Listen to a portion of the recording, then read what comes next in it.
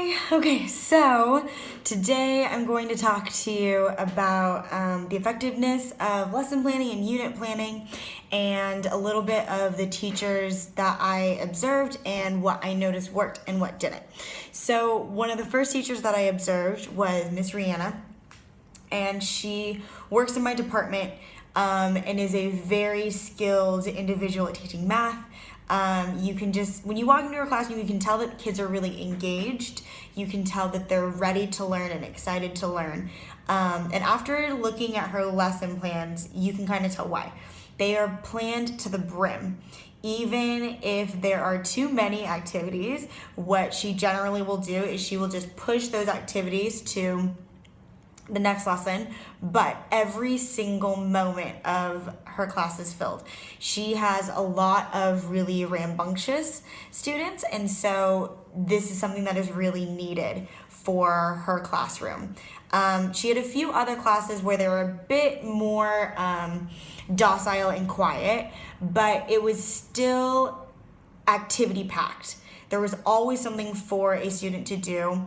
They knew what they needed to do once they were done with one activity, and so there was very little back and forth of, Miss Rihanna, I'm done. What do I need to do now? And so it was just really interesting and cool to see that.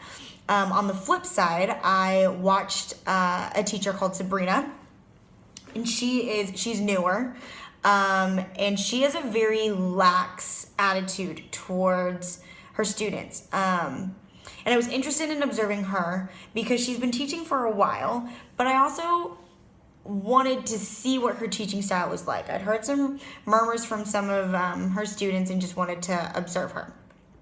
So one thing that I noticed is there's a big difference between the way that Miss Sabrina taught and Rihanna taught. For Sabrina, her lesson plans are very much boiled down to general concepts. Like, this is my big idea, this is what I want to teach, this is basically what I'm going to do for the lesson. It wasn't as detailed, and it was definitely noticeable in her teaching. Now, that doesn't mean that her teaching was ineffective by any means. I think that she still was able to really clearly communicate what needed to be done and the process of which students needed to go through to finish activities or whatever. However, the students weren't as engaged and they weren't as excited about the material. So it was really interesting to look at two very different types of planners and see how students were able to react depending on the amount of effort put into the teacher by the lesson plan. And so it made me think back to days when I was teaching in Thai government school where lesson plans weren't really a thing. They gave you a book and they said just do each lesson by day. And that's what I did because I didn't really have a lot of formal training, and I did some activities and some games, but for the most part it was just by the book. It was like, this is point A, this is point B, this is point C, so on and so forth. And so through this process, it was really interesting to see how a really planned out lesson makes such a difference to the students. And it really is just the matter of the teacher taking that much more time to like have every single detail down. Now, I don't think that this is something that will need to happen the more familiar I get with teaching or as adjusted I get to wherever school I am or the curriculum. However, because of where I am currently, where I don't know anything and I'm very much just walking into the water a little slowly, I think this has shown me how important it is to make sure that I do know what's going on during every single lesson. In my unit planner, it should be a overview, right, of what I am going to be teaching. And it would help to have a little bit of detail in my unit planner rather than just the topic that I'm going to be teaching each day, which is kind of originally what I had with my summative. I'm trying to make my activities a little bit more fun and engaging for the students because I can just see what a difference it makes when they have something to kind of like sink their teeth into.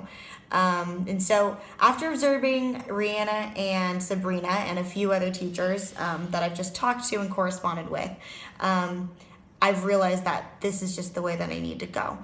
And the benefit of it is even though I am a first year teacher, I'm just raking in all these different activities that I can basically have in my back pocket for when I need them later. I'm basically doing all of the grunt work now, which kind of gives me some peace of mind about my later years in teaching. It's not always going to be this intense and this hands-on, full-on, but this is what it needs to be right now because every single teacher has gone through this process and this is what they've done and this is how they've gotten to where they are.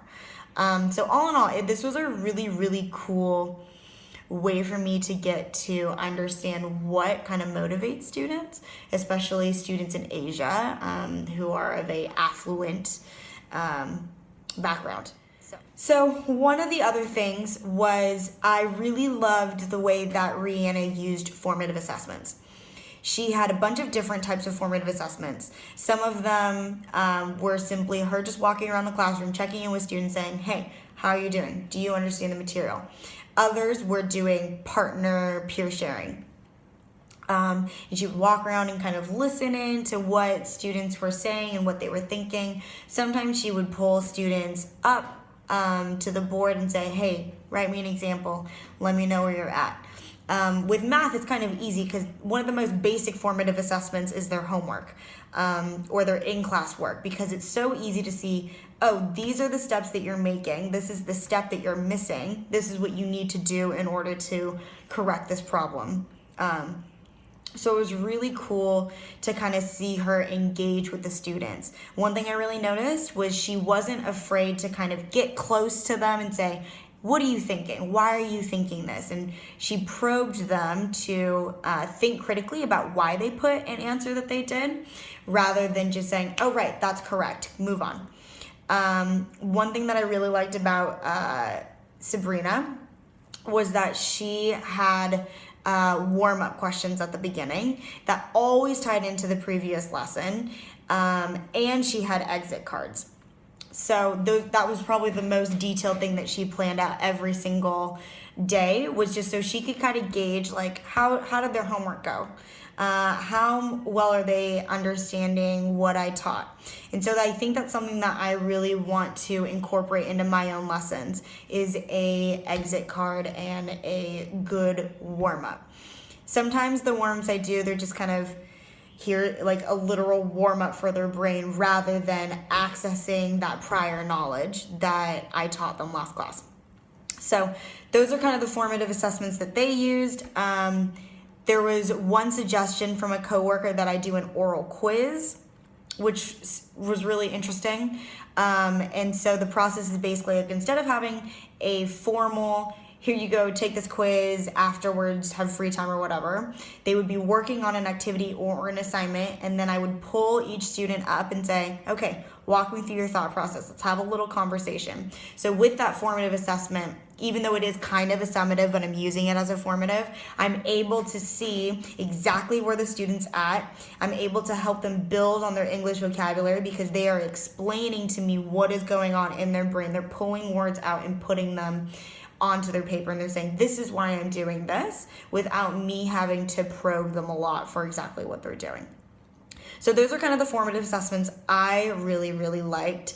Of course, there's a ton out there with a lot of hands-on activities and project-based learning. So I'm excited to kind of dive more into those, but those are the ones that I noticed the most.